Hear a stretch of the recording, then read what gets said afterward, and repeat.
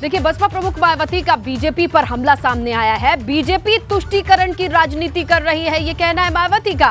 UP में मदरसों पर बीजेपी सरकार की टेढ़ी नजर है। मुस्लिम समाज के प्रति भाजपा का ध्यान नहीं है, ये भी कहा है मायावती ने ट्वीट करके बीजेपी सरकार को घेरा है। क्या ट्वीट है, ये आपके सामने रखते हैं कंटेंट। देखिए, मुस्लिम समाज के शोषित, उपेक्षित व दंगा पीड़ित होने आदि कि जमाने से जो लड़ाई रही है वो आम रही है, फिर भी बीजेपी द्वारा तुष्टीकरण के नाम पर संकीर्ण राजनीति करके सत्ता में आने के बाद इनके दमन व आतंकित करने, मुस्लिम टीजिंग का खेल अनवरत जारी है, जो अति दुखद व निंदनीय है।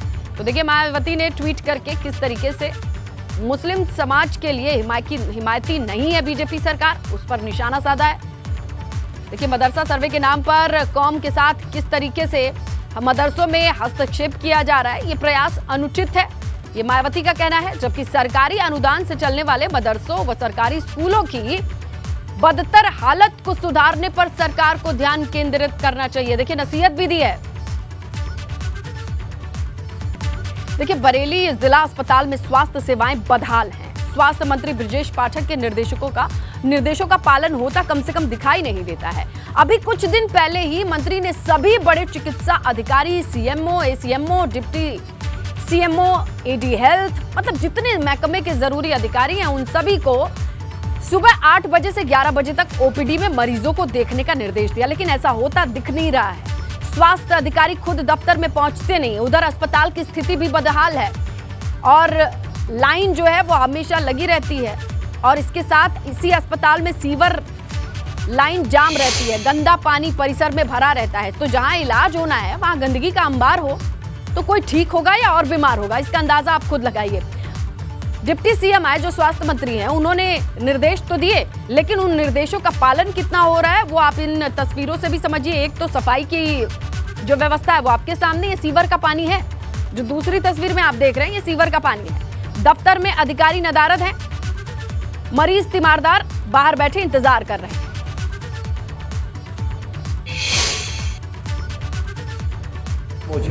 सभी लोग 8 से 11 तक ओपीडी में बैठ करके मरीजों को देखेंगे, इसके बाद ऑफिशियल काम करेंगे।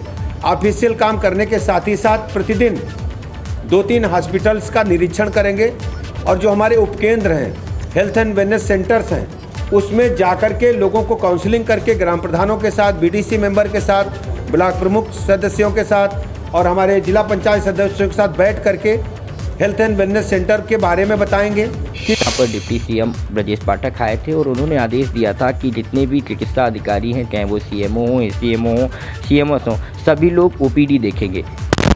नहीं, वो बिल्कुल सही कहा था उन्होंने, क्योंकि भाई डॉक्टर्स तो एमबीबीएस तो सभी ने किया हुआ है, और ये तो हमारा राइट भी बनता है कि हम मरीजों की देखें वहाँ पर जो ओपीडी में जाके है। और मैं भी अपने यहाँ बैठ के देखता रहता हूँ, रजिस्टर है मेरे पास, जो भी आते हैं। और सीएम डिप्टी सीएम साहब ने जो भी कहा है वो सही है कि एसीएमओ वगैरह, सीएमओ वगैरह अगर ये ओपीडी करें तो मैं समझता हूँ कि जनहित में काफ़ी फ़ायदा होगा। ये समझिए फिर कितनी आराम हो जाएगी, क्योंकि डॉक्टर्स की यहाँ पे काफ़ी कमी, मैन पावर की। एक्चुअली में अब ये मेरा जो है ये एक स्पेशलिस्ट हॉस्पिटल होता है, ये रेफर्ड सेंटर होता है, मंडल से चारों तरफ से आते हैं यहाँ पर जो है पूरे के पूरे। तो यहाँ पर स्पेशलिस्टों की, डॉक्टरों की काफ़ी कमी है, क्यों यहाँ पर प्लेन एमबीबीएस का इतना रोल नहीं है जितना कि क्या नाम है, हमें स्पेशलिस्ट की ज़रूरत है। तो कितने स्टाफ होना चाहिए अगर मौजूदा समय? इस समय मेरे पास में लगभग डॉक्टरों का भी, डॉक्टरों का 50% स्ट्रेंथ है मेरे पास, और फार्मासिस्ट की तो बहुत ही कम है, कि लगभग 17 के अगेंस्ट मेरे पास 5 फार्मासिस्ट काम कर रहे हैं, उसमें बहुत प्रॉब्लम आती है। और यही हिसाब मेरी फीमेल नर्सों का भी है, क्योंकि काफ़ी ट्रांसफ़र हो गई, लेकिन उसके मुकाबले में स्टाफ जो है आया कम है। कैमरामैन पंकज शर्मा के साथ अनूप कुमार मिश्रा, एबीपी गंगा, बरेली। सूबे की योगी सरकार लगातार स्वास्थ्य विभाग को सुधारने की दिशा निर्देश दे रही है, कोशिश कर रही है कि स्वास्थ्य महकमा सुधर जाए और उसमें जो मरीज आते हैं उनका सही से इलाज हो सके। इसीलिए बरेली में उप मुख्यमंत्री ब्रजेश पाठक पहुंचे थे और उन्होंने आदेश दिया था कि जितने भी चिकित्सा अधिकारी हैं, चाहे वो सीएमओ हों, सीएमएस हों, एसीएमओ हों, डिप्टी सीएमओ हों, एडी हेल्थ हों, वे सभी लोग ओपीडी देखेंगे। सुबह 8 बजे आएंगे और 11 बजे तक ओपीडी को देखेंगे। हम इस वक्त वही रियलिटी चेक करने के लिए ग्राउंड जीरो पर बरेली के जिला अस्पताल पहुंचे हैं और 8:18 का टाइम हो चुका है, लेकिन अभी तक क्या हकीकत है अब हम वो आपको दिखाएंगे। यहाँ पर स्थिति आप देखेंगे तो ये स्थिति है, पूरा का पूरा दफ्तर खाली पड़ा हुआ है। सीएमओ डॉक्टर बलबीर सिंह का ये केबिन है और सामने देखिए आप कुर्सी खाली पड़ी हुई है। इसी तरीके से सामने अपर मुख्य चिकित्सा प्रशासन का जो दफ्तर है उसको दिखाते हैं। ये जो ऑफिस है ये भी खाली पड़ा हुआ है। यहाँ पर भी कोई भी अफसर मौजूद नहीं है। जो यहाँ सफाई कर्मचारी है वो सफाई कर रहे हैं। आइए अब हम आपको दिखाते हैं यहाँ की और भी जो स्थिति है उसका हाल। ये सामने दफ्तर है, पूरा का पूरा खाली पड़ा है।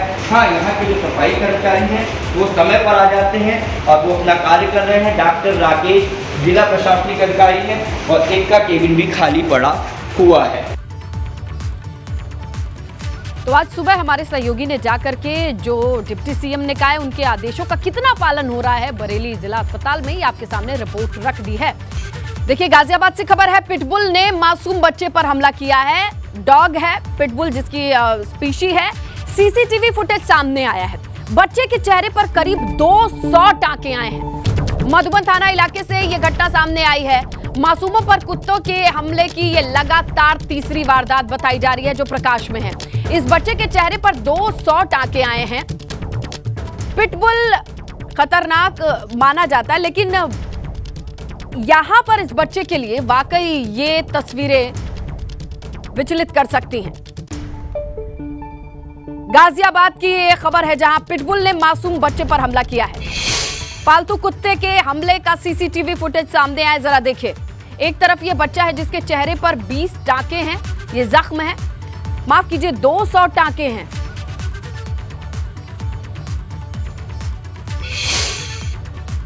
मैं खेल रहा था जिसमें एक बच्ची पिटबुल कुत्ते घुमा रही थी, वो उसके हाथ से छूट गया जिसने बेटे पर अटैक कर दिया।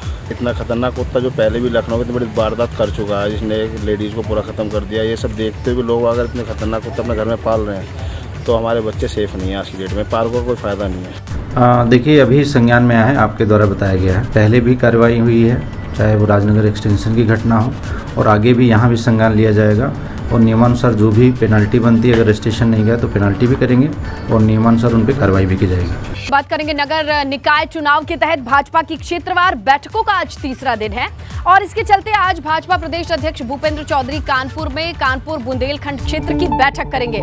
देखिए, खबर मिल रही है कि लखनऊ में अवध क्षेत्र की बैठक लेंगे। वहीं संगठन महामंत्री धर्मपाल सैनी आज गोरखपुर क्षेत्र की बैठक कर पूर्वांचल में बीजेपी की जीत का खाका तैयार करेंगे। इसके बाद पहली बार बीजेपी चुनाव संयोजक की नियुक्ति भी करेगी। इसके लिए 11 और 12 सितंबर को जिला स्तर पर बैठकें होंगी। तो वही खबर यह भी है कि 14 और 15 सितंबर को मंडल स्तर की बैठक कर सभी निकाय चुनाव के चुनाव संयोजक की नियुक्ति कर दी जाएगी। तो देखिए किस तरीके से निकाय चुनाव को साधने के लिए हर एक क्षेत्र से, क्योंकि बड़ा सूबा है और हर एक क्षेत्र की अलग अलग जिम्मेदारी जिम्मेदारों के कंधे पर, और वो बैठकों का दौर चल रहा है लगातार। 2 बैठकें होंगी बुंदेलखंड अवध को लेकर के और पूर्वांचल में गोरखपुर। जहां बरेली रुहेलखंड यूनिवर्सिटी में एबीवीपी के छात्रों का हंगामा, खबर मिल रही है। बीए फर्स्ट सेमेस्टर के रिजल्ट आने पर यह हंगामा हुआ है। बीए फर्स्ट सेमेस्टर के रिजल्ट को सुधारने की मांग करके एबीवीपी के छात्रों का यूनिवर्सिटी में हंगामा और तोड़फोड़ करने का मामला सामने आई। एक्सक्लूसिव तस्वीरें आपके सामने रखी है, देखिए। अरे गुरुजी अब तो बैठे हुए, चलो तो बालक क्या कर रहे हो?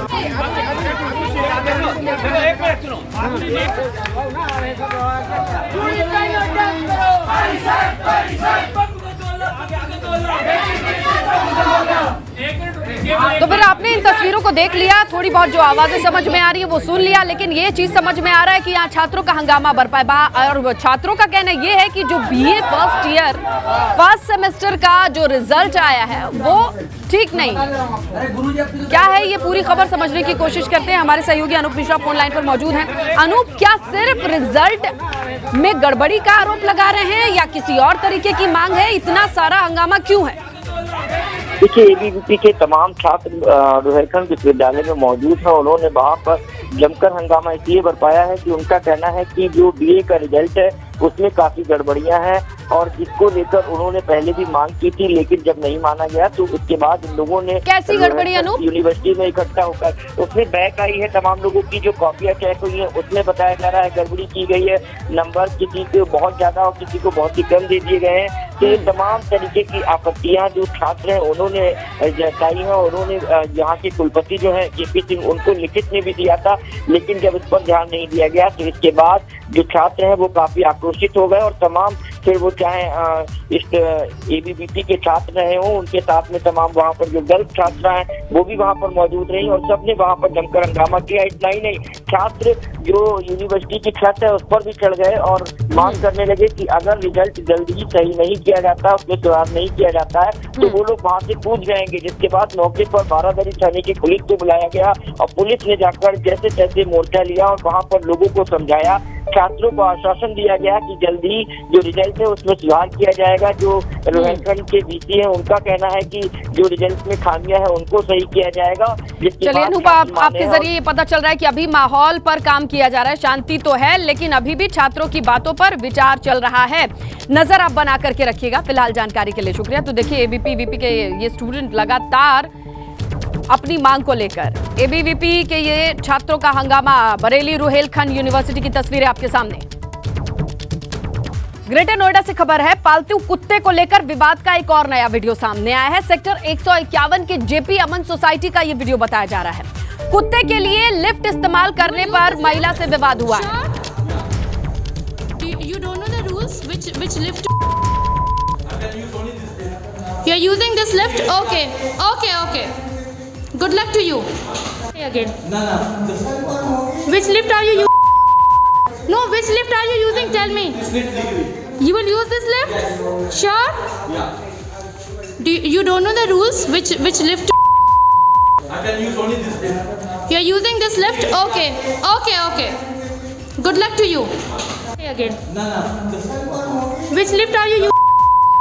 No, which lift are you using? Tell me. देखिए महिला ने यहाँ सर्विस लिफ्ट इस्तेमाल करने के लिए युवक को कहा, लेकिन युवक उसी लिफ्ट का इस्तेमाल करने के लिए महिला को गाली दे के कह रहा है जैसे मुझे कोई फर्क नहीं पड़ता। Using this lift? Okay.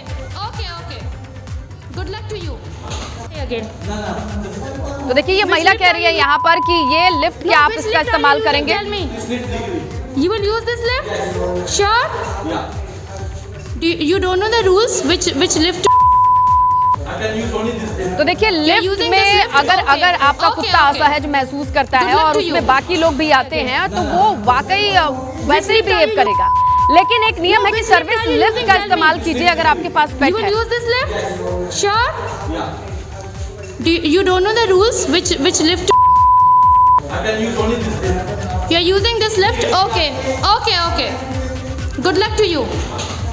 बात सियासत की करते हैं, जहां यूपी के सांसदों का रिपोर्ट कार्ड तैयार होगा, ये खबर मिल रही है, जहां बीजेपी की गोपनीय टीम ये रिपोर्ट कार्ड तैयार करेगी। टीम देखेगा कौन सांसद जनता के बीच कैसे काम कर रही है, ये तमाम चीजों की एक रिपोर्ट तैयार होगी। बिंदुवार तरीके से इसमें सारी एनालिसिस होगी। 7 बिंदुओं पर बीजेपी अपने सांसदों का रिपोर्ट कार्ड तैयार करेगी, ये तैयारी होगी, इसकी खबर मिल रही है। और इसी आधार पर 2024 में लोकसभा की सीट का जो आवंटन है या टिकट किसे दिया जाएगा, ये इसी रिपोर्ट पर निर्भर करता है। तो देखिए बड़ी खबर मिल रही है, यूपी के सांसदों का रिपोर्ट कार्ड तैयार होगा। एक गोपनीय टीम इस रिपोर्ट कार्ड को तैयार करेगी। तो देखिए रिपोर्ट कार्ड खास तो बनेगी बात, ये बात तो तय है, क्योंकि अब ये समझ में आ रहा है कि बीजेपी ने 7 पॉइंट्स को आधार बनाया है, बेस बनाया है, और 7 पॉइंट में फिट है तो ही टिकट पाएंगे, ये तय है। कौन सांसद जनता के बीच कितना रहा, ये बिंदु होगा जिस पर चर्चा होगी। जनता के साथ उसका व्यवहार कैसा रहा, ये भी आंका जाएगा। इलाके में उसकी लोकप्रियता कितनी है, कितनी पैठ है, और सांसद निधि का इस्तेमाल कैसे किया गया, वो कितना टर्नओवर रहा, कितना फलीभूत हो पाया, ये तमाम चीजें नापी जाएंगी, आंकी जाएंगी। तो देखिए अब ये गोपनीय टीम इन 7 बिंदुओं पर काम करके एक रिपोर्ट तैयार करेगी, और ये रिपोर्ट आधार बनेगी 2024 में टिकट किसको देना है या नहीं, यानी तमाम सांसदों की टिकट पर नजर तो रहेगी कि उनको दोबारा मौका मिलेगा या नहीं, लेकिन ये तमाम चीजें तय क्या करेंगी, ये रिपोर्ट जो 7 बिंदुओं पर बनाई जाएंगी।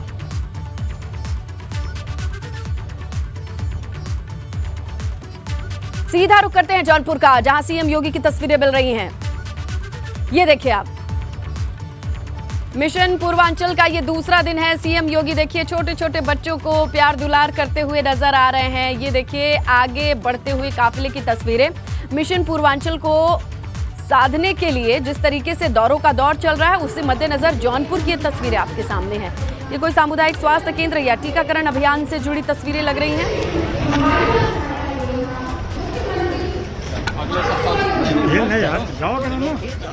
देखिए दिव्यांग जन सहयोग के लिए एक खास कार्यक्रम का आयोजन किया गया है और पूर्वांचल के मिशन पर पेंशन मिल रहा है, पेंशन मिल गया सबका।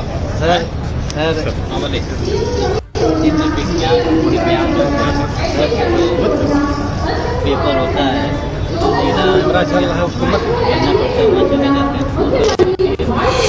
केवल ब्लॉक स्तर भी मतलब पेपर होगा, यही चाहिए सर।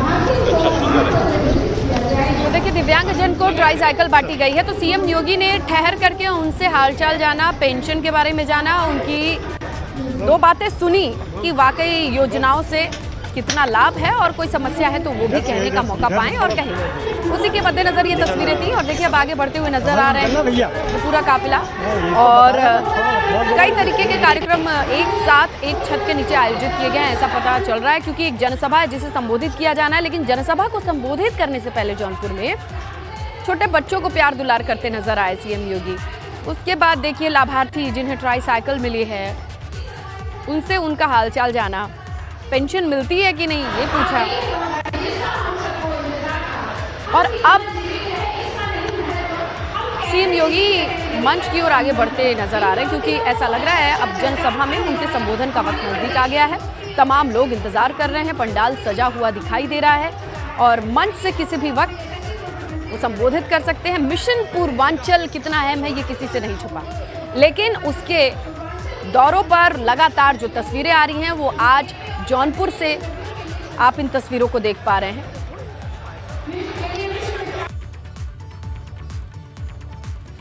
तो ये देखिए ये तस्वीरें जौनपुर की, जहां लाभार्थियों से बातचीत करते हुए सीएम योगी जिन्हें ट्राईसाइकिल बांटी गई है दिव्यांग जनों को सशक्त बनाने के लिए,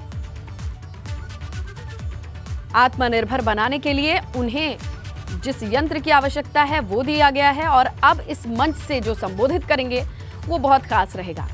तो देखिए पूर्वांचल दौरे पर सीएम योगी और पूर्वांचल की सीटों पर नजर, जहां अगर देखा जाए तो 3 सीटों पर बसपा का भी कब्जा है।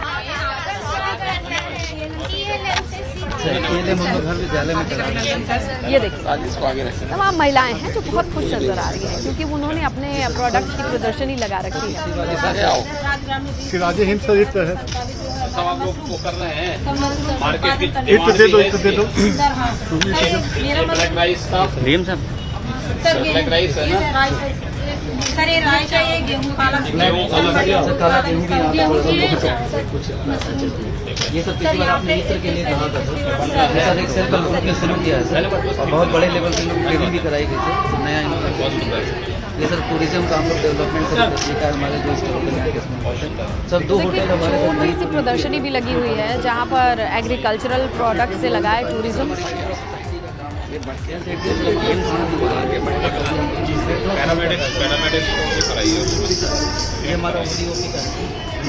ये ODOP से जुड़ा स्टॉल है। ये सर हमारे साथ खेल के मैदान है, ये तो 20 ग्राम कई हजार तो देखिए खेल के मैदान का जिक्र हो रहा है और पूरे जौनपुर को किस तरीके से पब्लिक के सहयोग से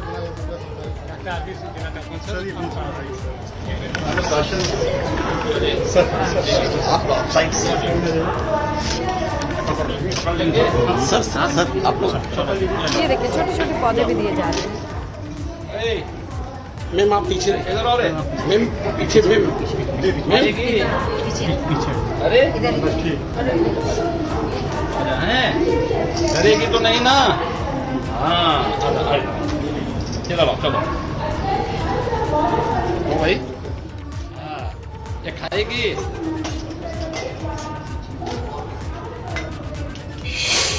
तो देखिए, अखिलेश यादव के मायावती पर हमला और उसके बाद बसपा कोऑर्डिनेटर आकाश आनंद के ट्वीट पर सियासी संग्राम खूब चल रहा है। सपा के पूर्व एमएलसी राजपाल कश्यप ने कहा कि बीजेपी कुछ लोगों के माध्यम से बदनाम करने की उन्हें कोशिश कर रही है। वहीं अखिलेश यादव पर उन्होंने गठबंधन धर्म निभाने वाला बताया है उन्हें। हमारे साथ बात करने के लिए मौजूद है समय सपा के पूर्व एमएलसी व सपा के नेता राजपाल कश्यप। उनसे बात करते हैं। राजपाल जी, एक बार फिर से सपा और बसपा के बीच में जो वार पलटवार दिख रहा है, क्या कहेंगे? आकाश आनंद बसपा के कोऑर्डिनेटर, यानी बसपा ने फिर से निशाना साधा अखिलेश यादव जी। जो बाबा साहब को भूल चुके हैं, जो मान्यवर काशीराम को भूल चुके हैं, उनके बारे में क्या बात करनी। और पक्ष विपक्ष उत्तर प्रदेश में पता है कौन है पक्ष विपक्ष, मैंने देखा है कौन लड़ाई लड़ रहा है लोकतंत्र की रक्षा के लिए। अब बताइए, पंचायत के चुनावों में जिला पंचायत अध्यक्ष के पदों पे, ब्लॉक प्रमुखों के पदों पे जिस दल ने चुनाव न लड़ा हो, जिस दल ने एमएलसी का चुनाव जो यहाँ पे हो रहा था उन पे प्रत्याशी न उतारे हों, हाँ, और कौन लड़ रहा? माननीय अखिलेश यादव जी लड़ रहे हैं। और उस जगह पे लड़ रहे हैं जिस उत्तर प्रदेश आधा हिंदुस्तान है, वहाँ इकलौता नेता लड़ रहा है। एक सवाल और उठाया आकाश आनंद ने, उन्होंने कहा कि 2 बजे सोकर उठने वाले नेता। पहले तो हम भाजपा के नेताओं से सुनते थे कि अखिलेश जी 12 बजे सोकर उठते हैं, लेकिन अब तो बसपा भी वही बात बोल रही है। बीजेपी जो बोलेगी और बीजेपी जो बोलवाएगी वही लोग बोलेंगे। अब किसी की हिम्मत इस लोकतंत्र में विपक्ष की भूमिका में आने की नहीं बची है। कोई विपक्ष की लड़ाई लड़ रहा तो माननीय अखिलेश यादव, इसलिए नाना प्रकार के अभी तो कितने षड्यंत्र रचे जाएंगे। अभी तो ये कम षड्यंत्र है। जो आदमी 4 बजे उठने वाला, उनके मुकाबले में न दौड़ कर सकता कोई, न रेस कर सकता, न साइकिल चला सकता, न एक्सरसाइज कर सकता, न क्रिकेट खेल सकता। काफी सवाल आकाश आनंद ने यह भी सवाल किया ट्वीट के माध्यम से कि आखिर क्यों दलितों और आदिवासियों से इतनी नफरत है, समझ में नहीं आता। देखिए, कौन लड़ रहा है लड़ाई? आज आरक्षण खत्म हो रहा, निजीकरण आ रहा, संविधान खत्म हो रहा जो बाबा साहब ने बनाया, कौन लड़ाई लड़ रहा? इस उत्तर प्रदेश में बीजेपी को कोई हटाएगा तो माननीय अखिलेश यादव जी हटाएंगे, और उन्होंने करके दिखाया भी है।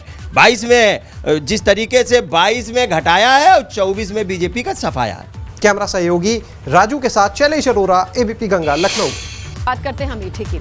युवक का शव मिलने के बाद नाराज लोगों ने गौरीगंज के जामू मार्ग पर जाम लगा दिया। ग्रामीणों ने शव को सड़क पर रखकर हंगामा किया है। हालांकि जानकारी मिलते ही पुलिस की टीम मौके पर पहुंची और लोगों को समझाने की कोशिश करती रही। आपको बताएं कि कल गौरीगंज कोतवाली क्षेत्र में रौजा के रहने वाले एक युवक का बलदेव गांव के पास शव मिला था।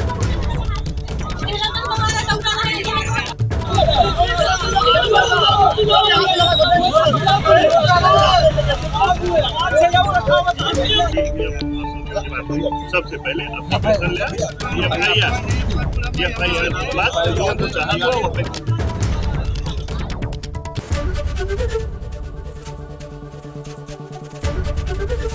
एबीपी गंगा, खबर आपकी, जुबान आपकी।